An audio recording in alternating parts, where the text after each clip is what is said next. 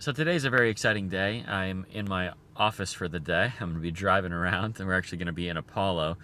They hired me to do a survey similar to what we do in Kittanning. So going to be going through the entire Apollo borough.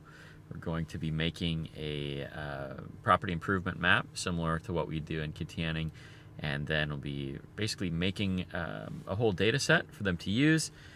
The map for them to utilize in grant making or to recruit nonprofits in town to help them make improvements.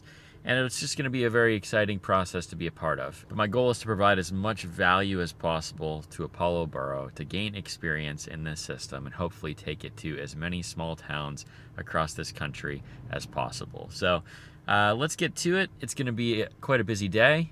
I'm not going to show nearly as much as I actually do, but I will kind of go through the process here and make sure that you guys understand the process. So if you're in a different small town, or if you know someone that's in a small town that could use something similar, you could send this to them and they can get all the info for free. That's my goal, is that I would just provide all the information. If they want to do it themselves, great. And if they need help, I'm more than happy to travel anywhere in this country to go and help with a process like this.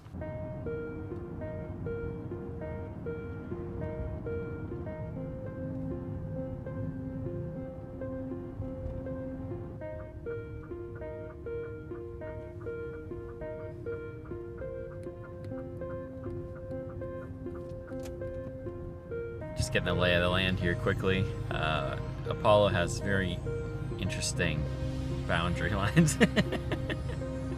So they sent me a pretty detailed description, but it's very confusing. So I'm going to make sure I get the right houses in the survey. I guess if I get too many, that's okay. We can always take away. I just don't want to miss any. So yeah, we start there.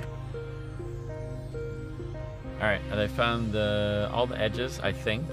We'll see. We're gonna start over on 11th Street, work our way back to Main. It's gonna be a bigger job than I anticipated, bigger than I remember. I just looked at it a couple months ago. We did a little drive around, but there's a lot of houses here, so we'll see how far we can get today. I have basically the whole day ahead of me, so we'll see how far I can get. Pretty beautiful wilderness road here for being in the city, technically. Driving around, I'm on Terrace Avenue in Apollo. You gotta see some of these houses. It's amazing. Look at this house. I mean, it is absolutely incredible.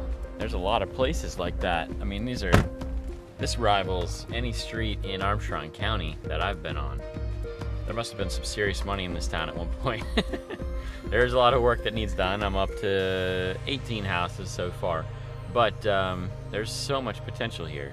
It's amazing. I mean, I think that's true of every single city, as long as we're willing to kind of look past the bad and look at all the positive things around us. I mean, Apollo, PA, you have a bright future. Driving around from all those huge, beautiful houses, you have this situation. This is just right down the street from there.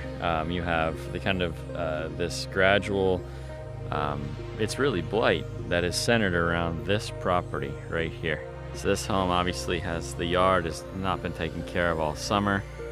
You have the house is tarped. A lot of the windows are broken. And what's crazy is several of the worst blighted houses are just within 2 blocks of this one. My guess is that if this one wasn't the start, it is a significant contributor. And so this is what mapping does. You know, if I'd have just driven around town, or if you just lived here and you thought, well, maybe Apollo's on the downhill, but there's just a few keystone properties, and this is what we found in Kittanning as well, that if you can take care of those keystone blight pieces, they can become keystone renewal pieces in the community. So if Apollo Borough can get a hold of this and tear it down, or if it can get into new hands that would fix it up and clean up the property, this could be the turnaround story for Apollo, or at least for this little section of Apollo. At these beautiful hill streets, you can see all the way down to the river practically. Way too much potential to give up on this place.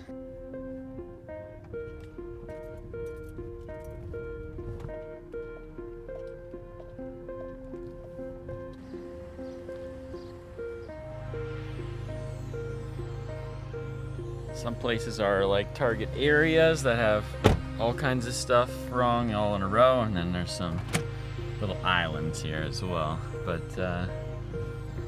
very interesting. This, I don't know why, this is like my dream job, you guys. If I could do this all day, every day, I'd be a happy man.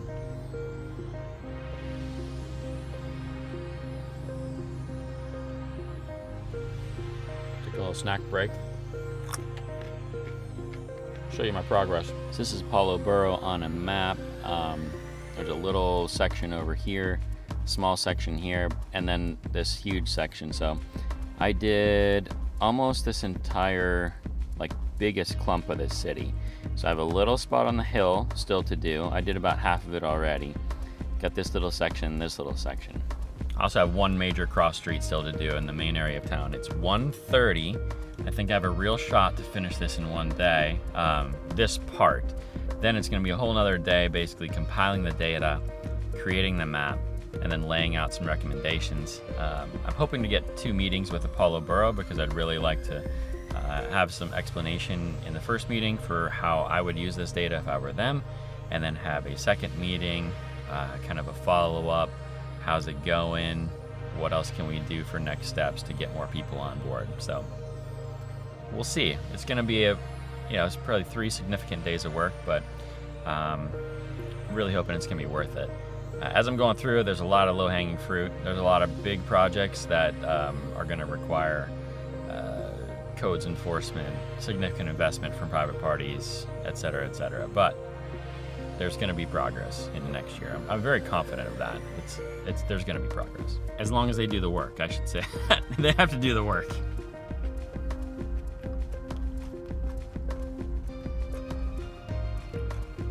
All right, had to get another textbook example here. This little house right here, obviously abandoned. It's like the one on Wilson Avenue in Kittanning that we reference a lot. You can see the blight spread from one house to the next. Other ones down the street this way, and then other ones down the street this way as well. So it's like you have one house that's kind of the center of it. Nobody wants to live next to that house. They move, the house has fallen in disrepair, and the cycle goes on. If the city can take care of this one house, this whole area, I believe, will change. And you can see there's people willing to invest.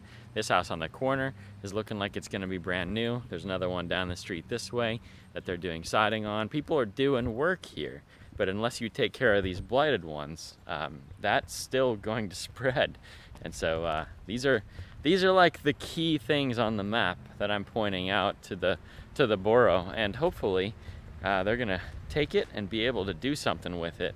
I don't know what their codes enforcement's like in this town. I don't know, what options they have as far as the Armstrong County Land Bank, but there are hopefully some tools in the toolbox that they'll be able to get some movement on these key properties while we can search for nonprofits to help with a lot of the low-hanging fruit that we're finding today.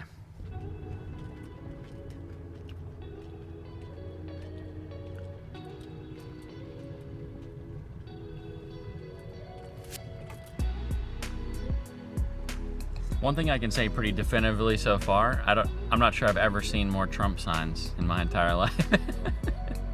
Like the election happened, I don't know, how long ago was it? 8 months ago? And there's still a Trump sign on like every third house in Apollo. Frankly, I'm impressed. That pool's looking pretty good right now.